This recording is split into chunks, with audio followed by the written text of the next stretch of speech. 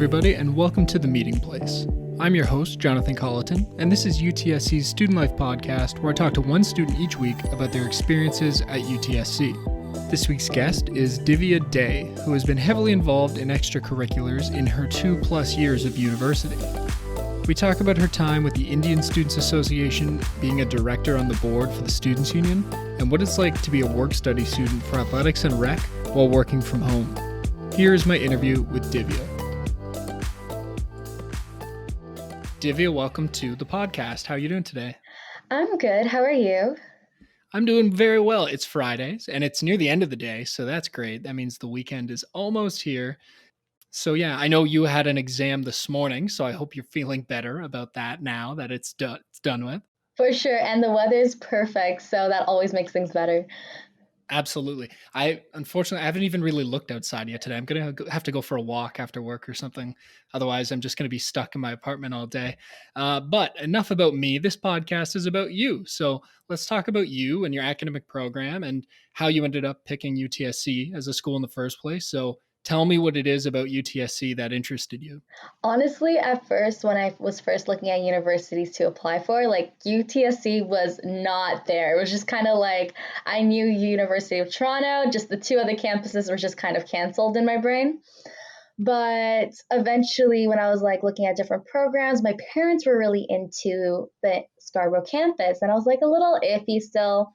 But then I was looking through the programs, and this international development specialist co-op program really stood out to me because it was international development with co-op and offered in a science stream, which is something my parents really wanted me to continue with and something I was really looking into. So this program itself really caught my attention. And then I did some more research and it really inspired me. And I was I need to get in now. And then with my program, I actually got the opportunity to do an interview.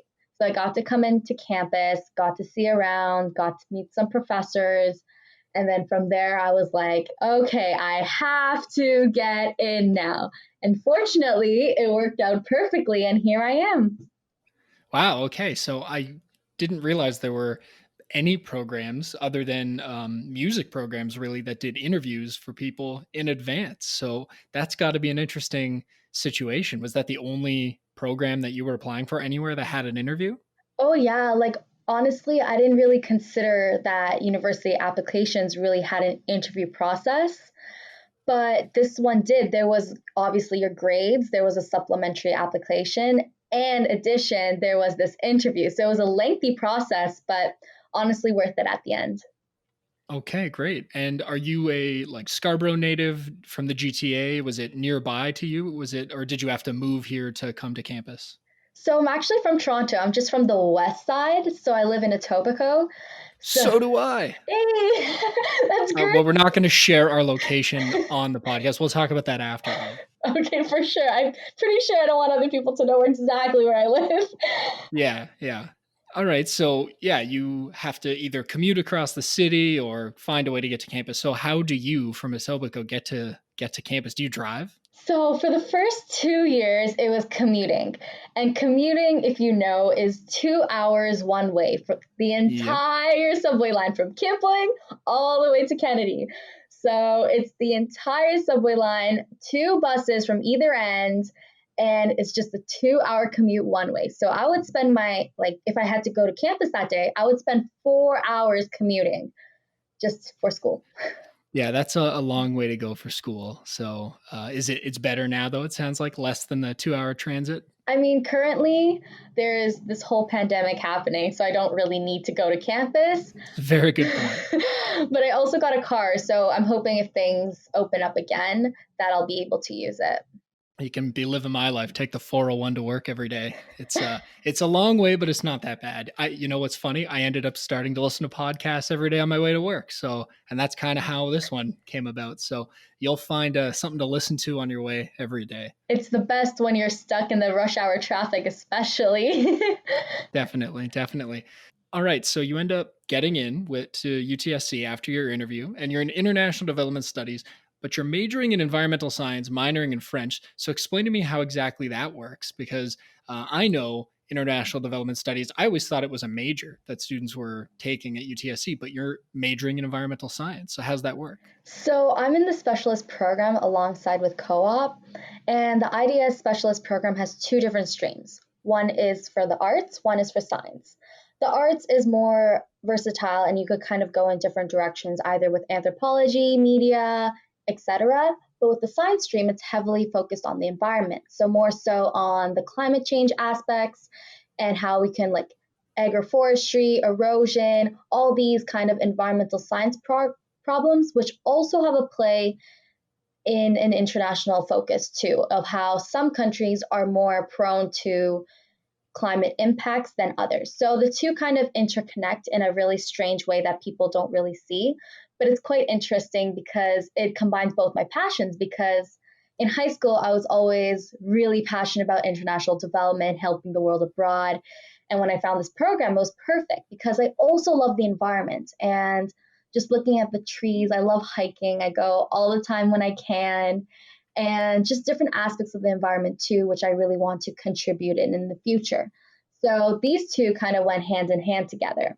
French, on the other hand, is something I've been doing since I was in grade 4. So I was in a program called French Extended, where I took half my subjects in French. Because I worked hard throughout elementary, middle school, high school, I didn't want to let that go. And especially being in Canada, I thought it would be a little beneficial to potentially be bilingual. So I decided to add in that French minor to continue my French. 100%. It's one of those things where, like in Ontario, we take French up until grade 9, right? And then a lot of people, the vast majority of people say, that's it for me. And I was one of those people. And now I totally regret that. I wish I still was, I wish I still knew French because for me, like travel's a big hobby of mine, and it would be great to be able to speak French when I've been in France, but that's yeah, it doesn't work so well. So good for you for continuing to pick up that language. That's definitely going to benefit you, and whatever jobs you go into, if you can tell them you're bilingual, that's huge for your resume and for your chances at getting a job. So good job there. Now, I know you've been heavily involved in a huge variety of different things. And so I'm not even sure we're going to get to be able to talk about all of them today, but let's just start off at the very beginning. So, what was it when you got to UTSC that first made you interested in getting involved in something as an extracurricular? Honestly, when coming, there's so much clubs, associations, things you could get involved with that I didn't really know where to start. Especially living really far and having to commute all the time, I thought it would be a really big conflict of mine to really get myself involved. But first year, I wanted to start a little slow. So I found this club and association called the Indian Students Association, and I wanted to work alongside I wanted to work alongside people like me, which I didn't really get the opportunity to in high school, middle school, and other educational institutes. So Mhm. being a part of this club, I wanted to try to engage in my culture a little more also. So I thought it would be a really good way to start off, and I started off as the external relations director, a part of the ISA. From then, I fell in love with the club and wanted to continue that going into second year. And second year, I wanted to get myself a little bit more involved. So I did alongside a lot of events in first year. So I wanted to continue that going into second year. So a lot of athletic events, opportunities I saw with different clubs that I always just wanted to participate. So I continued to do that and took a little bit more responsibility. So in second year, I joined IDSSA, which is the International Development Studies Students Association. Yeah, we love acronyms at our campus. Everything has an acronym, right? For sure, especially when it's a mouthful to say all the words Yes, together. totally. So I ended up joining that in second year as a vice president administration. So I was helping to run activities and events, purposeful events for the IDS students. This interest, and I was also a group leader for Frosh. This interest, I guess some people saw like what I was doing on campus, allowed me to run then for SCSU BOD for the Center of Critical Development Studies. Right, which is like the program specific, like there's a director for each like faculty area, right? Yes. Perfect. Okay. So you ended up running for that role to be that director in your third year? Yes. No, in Oh, second year. So I'm currently oh, in for second your year. second year. Oh, Yeah. you're currently in second Second, year. no, I was in my second year Sorry, running for sorry, third sorry. year. No, I was a little confused there because, like, wait a minute, I thought you were in third year, but I understand what you're saying. Okay, so you end up being on the board last year for the Students Union, and then you're also working for IDSSA. Last year, I was running to be on the board for this year. Gotcha. Okay. Yes. See, it's a little harder to understand things over Zoom phone calls, you know? Like if we were in person, I bet I would have got that the first time, but hey, what are you going to do? No worries. It's a confusing concept to understand too because you run for the next year, the year before. So You know what's bad about that though? I should understand because I was a board member for my union twice. So I actually should know exactly what you're talking about. But hey, it's mail it in Friday. It's the end of the week. I will forgive myself for that. for sure, we're all ready for Saturday, the weekend. Yep. All right. Okay. So you were doing a lot of things in your second year, and we're gonna keep talking about that. But I'm curious because it seems like you just so effortlessly jumped in to do all these things. But I am imagining there's probably first year, second year students who've not been involved who are listening to this and who are thinking like, how did she just get into all these things all kind of around the same time? And so, did you find it easy to get involved in these clubs and associations? I think I did, to be honest, because immediately when I got on campus, I involved myself in the different groups there were virtually. So through social media, whether that be Facebook, Instagram, all these different ways where I would see different events and different opportunities pop up. So through this, I was able to really see what was being offered on campus. So by coming as a first year to these different events, I would meet new people which would allow me to network more and then get more involved on campus. So I think that really helped just being a part of different virtual groups, whether that be like the accepted pages for students or whether that be following different club pages on Instagram and Facebook. I think those really help going a long way to know what's going on campus. Yeah, no, I definitely can see that as being valuable, particularly right now, right? Where that's the best way for students to, because we're recording this October 2020. So we're in the middle of a global pandemic. Social media is the best way to find out about what clubs are doing right now, what type of virtual events they're doing. I also have to imagine that it would have been easy to just run into, in particular, the Indian Students Association on campus, because they run some of the biggest, most loud and colorful events on campus, which I remember all of them because there's always amazing food. And so I'm sure there are people that just come across those events on campus and then join the club because of that. For sure. I think a lot of the people who end up joining ISA is because they've come to our events and they're like, I had so much fun. I want to help run it now. So I think that's definitely one of the reasons. Yeah, for sure. All right. So continuing your journey, you said in second year you were on those two different groups and you were running to be the board member for critical development studies for the SCSU. Yes. All right. And then so like what comes next for you? So as soon as I guess I was elected, this pandemic started. So I think things got a little harder, which was getting more involved and other aspects like this, which made things a little bit more difficult. But more or less, I still tried my best to stay involved and do what I can. Yeah, I have to imagine, and hopefully you can give me some good perspective on this because, like, for all the staff, when we suddenly had to just go and work from home, it wasn't easy, but it was also like we were doing the jobs, we were already in, and we just had to like set up at a table at home, and I'm sure I have it easier than a lot of other people. I don't have kids I had to worry about or anything like that.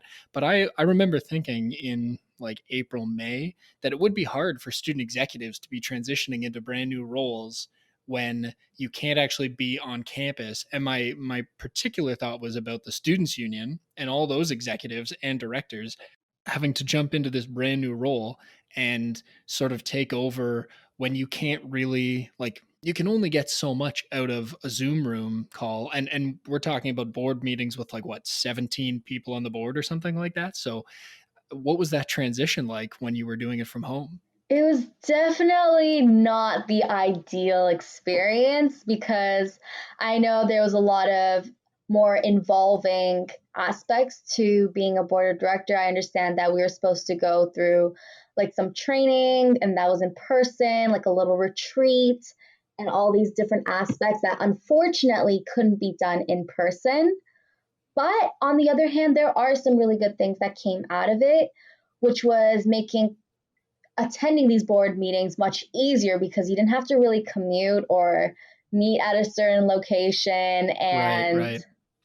all these different little perks, I guess, that there was. But it's definitely not the most ideal experience, but definitely is an experience, I'm going to say, because at the end of the day, I'm still trying to do my job as board of director and still trying to advocate for what the IDEA students needs and trying to get my campaign points going, which is taking a lot much more thought than I thought it would because I was Mhm. expecting it to be in person, but hopefully I could move all those ideas online, which I'm currently in the process of thinking about.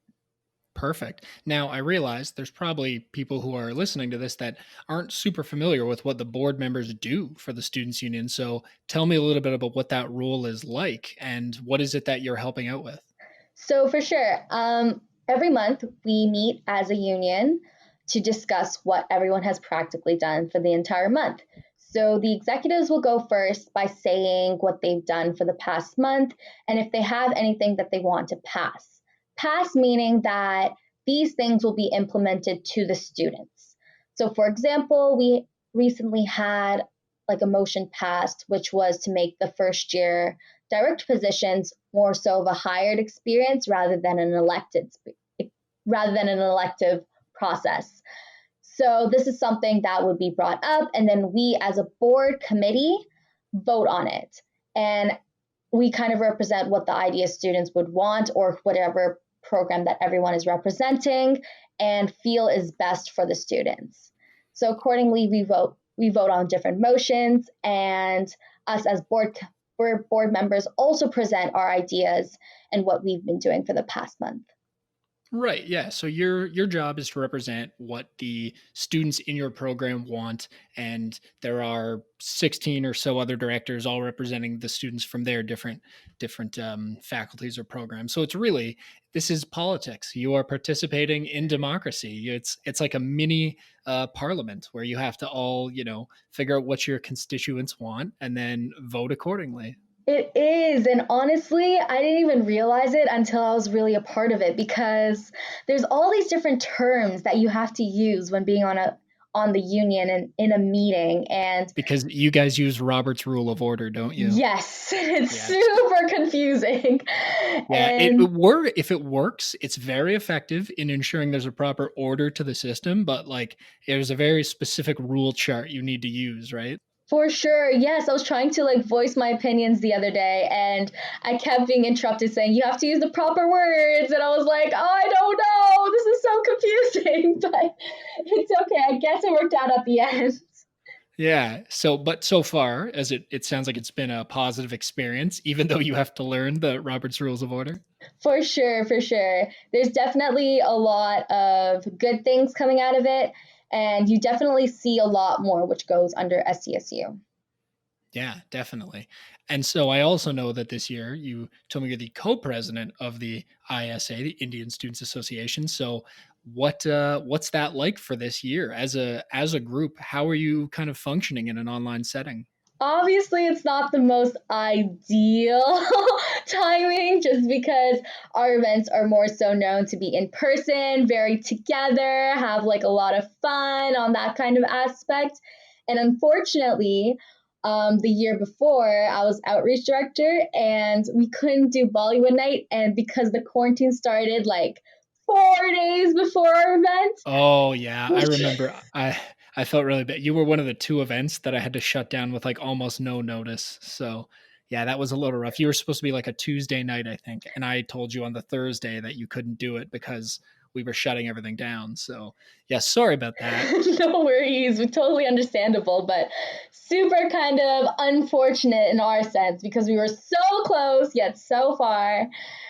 And just having going into this year, transitioning to more of a virtual platform, we're just hoping to see what kind of creativity that we can come about of making a virtual event, because we're deep into October now, and plenty of people have participated in virtual events, and it's so far coming to be a little bit more not as fun or a little bit harder to attend just because it's not the same experience. But we're trying to reamp that and see what we can do in this situation. So All right, perfect.